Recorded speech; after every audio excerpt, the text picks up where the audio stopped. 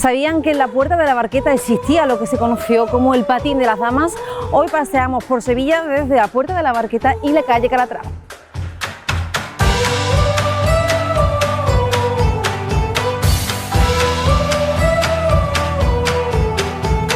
La Puerta de la Barqueta, que fue muy importante en Sevilla, no solamente como puerta de entrada a la ciudad, como otra de las que tenía la cerca almohade almorávide, sino también como defensa contra las riadas.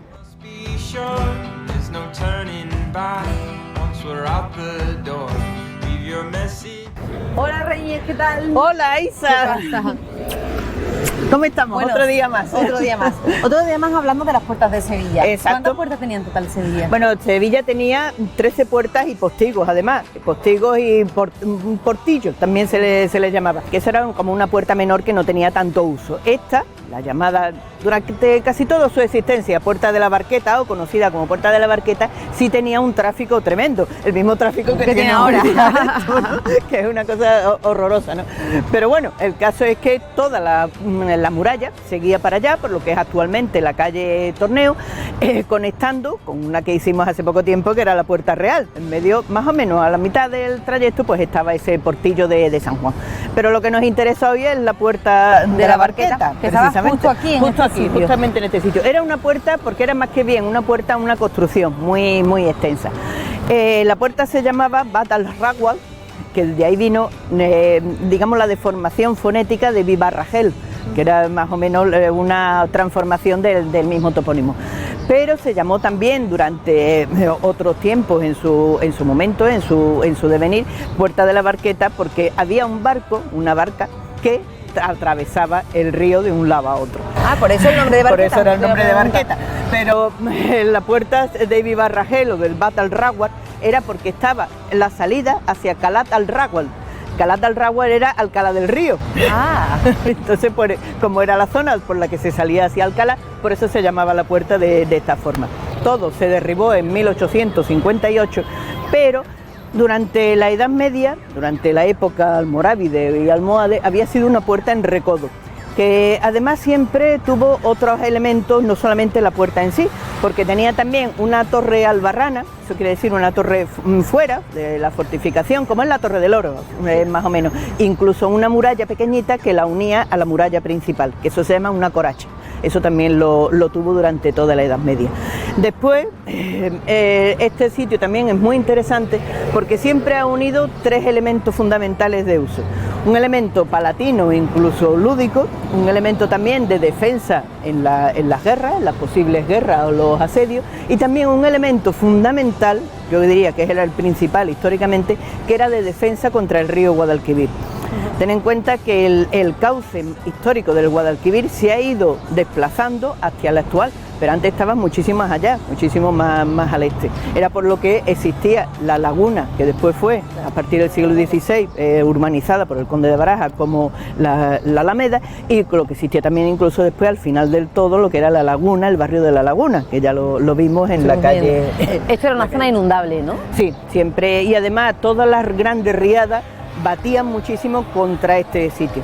De hecho, hubo una riada tremenda en Sevilla, que se conoció como el año del diluvio, incluso en 1626, y entonces se le hizo una transformación a la puerta, se amplió con una especie como de terraplenes altos para hacer como un castillete en contra de esa avenida del río. Y además la parte de arriba se utilizó como un paseo o como una cosa lúdica también, que hemos dicho antes, para poder pasear, para que la gente lo viera el sitio, el río, tuvieran unas vistas desde el río. Y además allí, pues, digamos, la seguridad no sería mucho porque había muchas leyendas de fantasmas. Las leyendas de fantasmas siempre se han hecho y se han ideado cuando había que proteger por seguridad pública un sitio. Eso es curioso, pero ha pasado muchas. ¿Cuándo desaparece la Puerta de la Barqueta, Reyes? En 1858 ya empiezan a hacerse todo lo que es la zona esta del actual calle de Torneo, ya empieza a hacerse toda la parte del ferrocarril. Evidentemente, al hacer el ferrocarril, estas murallas ya no podían existir, desgraciadamente. Pero hay fotografías incluso de un autor anónimo de mediados del siglo XIX en la que se ve todavía esto y se ve por encima el convento de San Clemente. ¿Vamos a verlo? Vamos a verlo.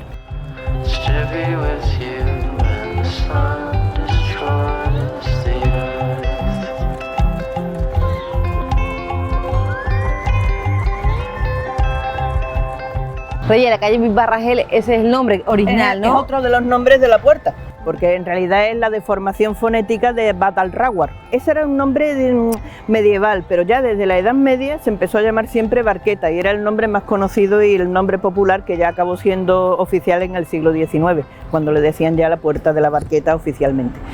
Pero después ese nombre de Vivarragel pues ha tenido esa consecuencia de que esta calle, formada aquí, pues se llama Vivarragel, que toda esta zona además después, ese terraplén alto que se formó a partir del año después de que hicieron las reparaciones, después de la riada de 1626, en el siglo XVIII se extendió muchísimo más. Las riadas en Sevilla eran continuas, era raro el año que no había riadas, unos años mayores, otros años menores, pero en el siglo XVIII la extendieron mucho más para hacer una defensa mucho más fuerte y además porque vieron también que se podía hacer incluso algo también de diversión o de lúdico o de paseo, y es lo que se llamó el patín de las damas. Un patín es nada más que una zona elevada. Y además le hicieron unas escaleras para bajar y para que fuera fácil coger y acceder a esa barca que atravesaba el río que le dio el nombre a la puerta. ¿Y por qué de patín de las damas? Nadie sabe. No, hombre, porque era un paseo para que las damas se entretuviesen, simplemente, no tenía otra cosa. Toda esta zona la ocupaba el patín de las damas, era una cosa muy extensa, absolutamente, y servía ¿para qué? Para defensas del Guadalquivir. Oye, Reyes, siempre hemos hablado de que en las puertas había una especie de capilla. Sí. ¿Ocurría aquí lo mismo? Bueno, no tanto porque estaba la puerta, digamos, al lado de un convento y muy cerca de otro, que ahora veremos cuál es, en la calle Calatrava. Y la capilla que tenemos más cercana, la puerta, sí es una que ya fue del siglo XVII, que es la capilla del Carmen de Calatrava. Que eso lo vamos a ver hoy, ¿no? Eso lo vamos a ver hoy después. Vamos.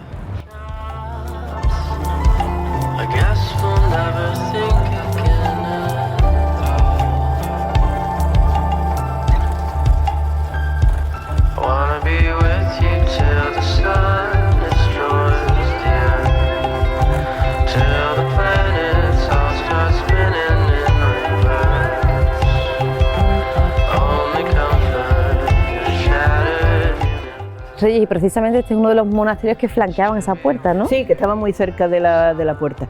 De hecho, una de las zonas fundamentales de la puerta era una antigua alcazaba, parece que abbasí, del siglo XI. Cuando se conquista Sevilla, pues es tradición que el rey Fernando III el Santo la dona para convento. Lo que sí tenemos ya los primeros documentos históricos es de la época de Alfonso X el Sabio, que es quien confirma los privilegios del convento y que le da además una serie de donaciones complementarias. Pero fue siempre muy protegido por la corona, por todas las dinastías. Una hija de Alfonso X el Sabio, Berenguela, fue abadesa del convento, un convento de la Orden del Císter, eran abadesas incluso con muchísimo poder, incluso territorial, eran abadesas mitradas, ¿no?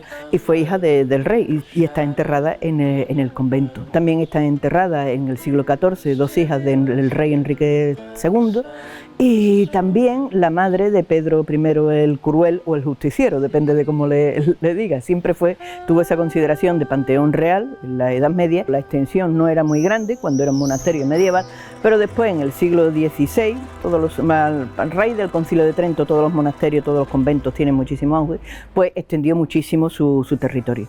De hecho, toda la zona esta, que vemos ahora mismo, casas de piso y todo eso eran huertas, que eran propiedad del convento e incluso estaban dentro del ámbito del convento. El convento tenía su ámbito incluso y llegaba su jurisdicción hasta la esquina de la calle Santa Clara con Lumbreras. Hay una casa muy antigua. Es una manzana inmensa. Inmensa. Vivían como mínimo 200 vecinos, lo cual quiere decir 200 familias. También pues tenía incluso un hospital dentro, vamos, era un terreno absolutamente inmenso.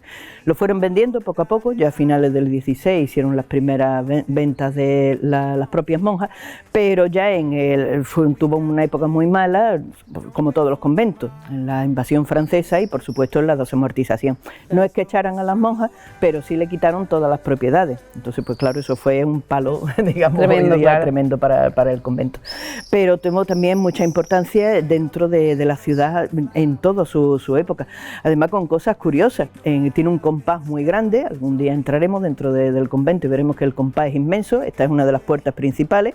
Después, al final de la calle Santa Clara, hay otra. Toda esta está muy rehecha en el siglo XVII y en el XVIII, pero en ese compás además la curiosidad es que incluso ensayaban los toreros sí, porque aquí había muchos de los chiquillos del barrio, ¿no? El compás siempre fue un ámbito entre lo público y lo privado, y entonces pues había también viviendas, había también talleres, incluso el pintor Sorolla, cuando estuvo aquí en Sevilla a principios del siglo XX para pintar por encargo del Spanish Society, de una de sus pinturas para Nueva York, pues tuvo aquí un estudio. ¿Qué vida tiene ahora mismo el convento? Bueno, el convento sigue viviendo, evidentemente, ellas hacen su repostería, todas hacen algunas cosas muy curiosas, son los corazones de Santa Gertrudis, una de sus santas principales, Santa Gertrudis la Magna, y también tiene no una hospedería, pero sí como una entre hospedería y casa de ejercicio, unas habitaciones para que las personas que quieran retirarse a meditar o a estudiar durante un tiempo pues puedan tener ese sitio. No son apartamentos turísticos, es otra cosa. No tiene nada que ver en absoluto. Este convento siempre se ha dicho que Sevilla era la ciudad convento, porque eso fue una cosa que vino un tópico desde el siglo XVII, pero este convento se podía llamar como convento ciudad, porque es que tenía de todo dentro, todos los servicios, todo inmenso. ¿Y sigue estando el barrio vinculado al convento, a la vida conventual o...? Bueno, ya depende, vamos, algunas zonas sí, evidentemente, y muchas personas pues vienen aquí, vienen a ayudar y todo eso sin problema, ¿no? Pero ya no es lo mismo, no es, ese compás ya no tiene la vida que tenía anteriormente, eso para nada.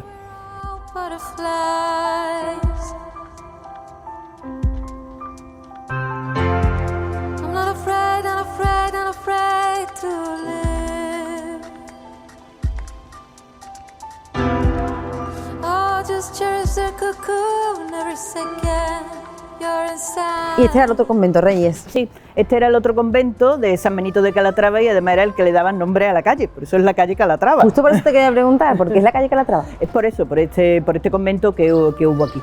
Fue San Benito de Calatrava, de la Orden de Calatrava. Había varias órdenes militares españolas, Santiago, Montesa, Alcántara y Calatrava, y este pues pertenecía a ellos. Fue así hasta que ya, mucho más adelante, en el siglo XVI y XVII, ya era de un convento de monjas carmelitas. Hasta la desamortización, que entonces las monjas se fueron al cercano convento de Santa Ana, que también era carmelita. Sufrió muchísimo este convento en esa riada que hemos hablado antes, del año del diluvio, de 1626, prácticamente, bueno, fue una cosa tremenda, incluso hubo un momento de mucha angustia porque las monjas tuvieron que partir una pared para salvarse y no morir ahogadas dentro del convento. Fíjate cómo fue la cosa tan horrible. Madre mía. Una cosa absolutamente tremenda. Y después la calle en sí siempre se ha llamado Calatrava, excepto en algún momento en la Revolución de 1868, que le cambiaron el nombre a Topete por uno de los liberales de ese momento para homenajearlo. Lo de homenajear a las personas, a las personalidades, poniéndole el nombre de las calles es una cosa decimonónica. Anteriormente no era así. Aquí lo que se conocía era el convento de Calatrava, luego era la calle Calatrava y no tenía otra cosa. También es muy curioso porque la Gavidia, la plaza de la Gavidia, durante un tiempo, también en esa revolución del 68, que trastocó todos los nombres de las calles, también se llamó Calatrava. Anda, pero no era por la orden, ni muchísimo menos, porque esta gente eran laicos y era otra cosa. Era por un señor también liberal que se llamaba Calatrava de apellido, entonces le cambiaron el nombre. Pero bueno, y esta le pusieron el nombre de otro, podían haberlo dejado el mismo sin tanto lío, ¿no? Después fue el convento de las monjas de Belén, que se llamaba cuando fue carmelita. Después de la expulsión de las monjas fue parroquia. Y ya después pues la parroquia se extinguió como tal y actualmente pues es la sede de un colegio. ¿Se conserva algo del convento? Muy poco, porque ya te digo, toda esta zona tiene unos graves problemas de humedades. Era el sitio por donde primero entraba el agua, por eso todas esas defensas que se pusieron allí, en la puerta de la Barqueta, ampliándola tanto, haciendo el patín de las damas y todo eso que hemos hablado antes. Entonces pues por aquí era tremendo.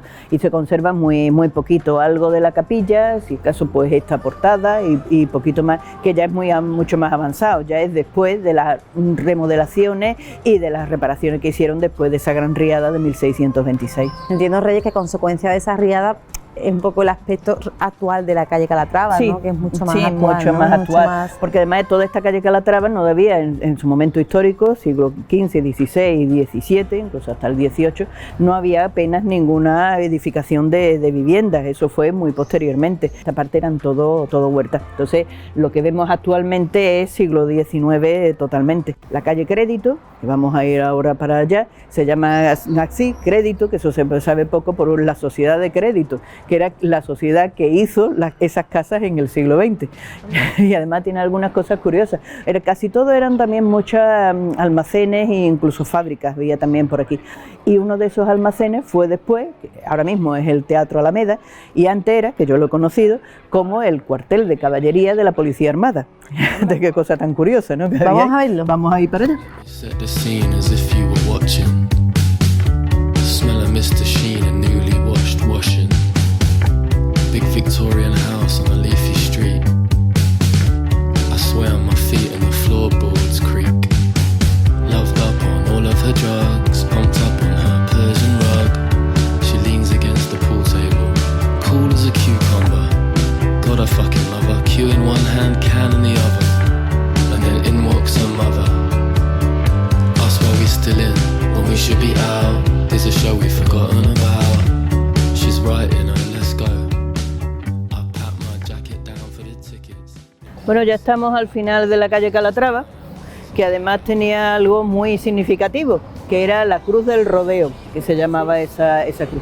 Era una cruz callejera, como había tantísimas hasta el siglo XIX en Sevilla, pero esa se quitó, no se sabe por qué, el tema se quitó ya en el siglo XVIII. Tiene que ser a final del siglo, porque en 1771 en el plano de Olavides sale esa cruz. Estaba delante de esta capillita que tenemos detrás, que es la capilla de la Virgen del Carmen, que tiene un origen legendario, de una historia, leyenda, no se sabe dónde acaba una cosa y dónde empieza la otra. Que es que hubo un problema de orden público, en realidad no fue otra cosa, una pelea en la que murió, porque parecía que lo querían asesinar desde primera hora y fue por lo que se formó aquel jaleo, un miembro de la familia Rivera. Entonces esa familia, que era muy poderosa en Sevilla, erigió esta capilla, el año 1638, 1639 aproximadamente. Parece que además ya antes había algo, lo que pasa es que con esa famosa riada del año 1626 ya no quedó absolutamente nada. De hecho, esta capilla siempre ha tenido muchísimos problemas de humedades y de todo, y está en continuo proceso de arreglo y de rehabilitación, de restauración, como ahora mismo, sobre todo por el tema de las humedades. Ahora son sobre todo los temas paramentales, lo de fuera, lo que se está arreglando, el ayuntamiento pues lo está ayudando para ese arreglo. Pero estamos aquí por esa Cruz del Rodeo, que dice ese nombre tan extraño, porque era lo del rodeo. Pues hay dos versiones de él. Parece que tenía un Vía Crucis, y la gente para rezar ese Vía Crucis rodeaba y daba vueltas a la cruz, y por eso era el rodeo. Y también porque las cofradías de todas las zonas de Sevilla, del centro, lo que era entonces evidentemente la ciudad, en 1604, hasta ese momento no fueron a la catedral, 1604, 1605. Antes iban cada una a los humilladeros, capillas o lo que fuera, lo que se les fuera ocurriendo. Y parece que aquí era lo último que había. Los demás era nada más que lo que hemos visto antes del convento y todo eso, que estaba sin urbanizar, prácticamente eran todo huertas, era lo último de dentro de la ciudad, y aquí daban la vuelta, y por eso rodeaban la cruz, era la cruz donde se rodea, era la cruz del rodeo. Esa es la historia o leyendas que hay de esa cruz, que desapareció, ya te digo, muy tempranamente, ya en el siglo XVIII, que es raro porque casi todas las quitaron ya en el XIX, pero esta cruz desapareció. En un convento de Osuna hay un azulejo, un zócalo de azulejo fantástico del siglo XVIII, donde se ve reproducida esa cruz, que además se parece muchísimo a algunas que se llamaban Cruz de la Tinaja, porque estaban en una tina muy grande o en un paramento de piedra también. Muchas de estas cosas también las reutilizaron en esta zona, provenientes de Itálica. Eso que hemos visto antes del patín de las damas, que lo habían soterrado por arriba y todo eso, lo habían rellenado incluso con materiales procedentes de la ciudad romana de Itálica. Pero os parece una cosa horrenda, pero incluso en el siglo XIX se quitó parte de lo que era el graderío del anfiteatro de Itálica para hacer la carretera hasta Santipón. Madre mía. Entonces, pues claro, esas cosas pasaban, ¿no? Reyes, vemos ahí al fondo la calle Crédito. Sí. Y ahí estaba el cuartel. Ahí estaba un cuartel de la Policía Armada, era el de la caballería de la Policía Armada, ahí es donde tenían sus caballerizas, digamos, donde estaban todos los caballos, eso que en las facultades les teníamos tantísimo terror, cuando entraban los caballos de la Policía Armada, pues estaban ahí. Actualmente lo que es un teatro, ¿no? Es el Teatro Alameda. Pasamos a ver. Vamos a ver.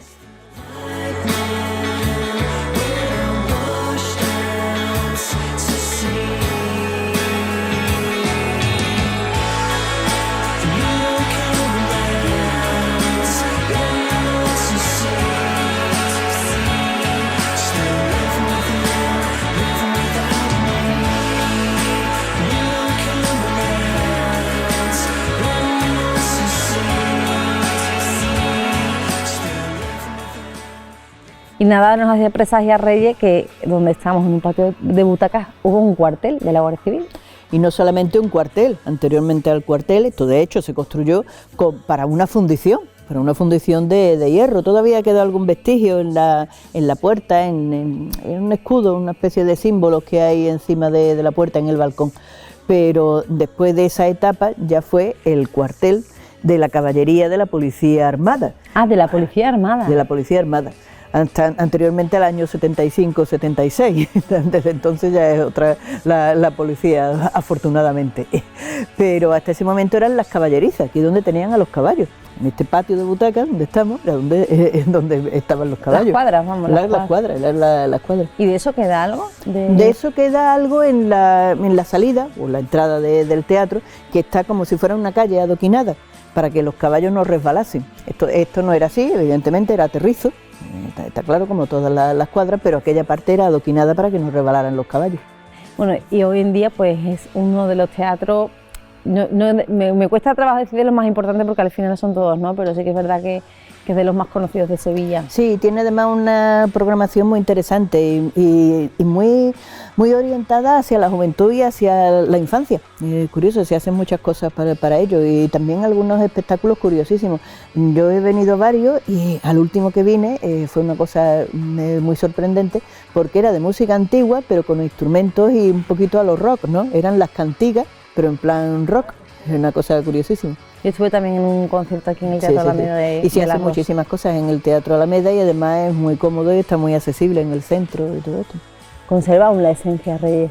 Sí, conserva un encanto e incluso una apariencia industrial, diríamos, casi, de la fundición.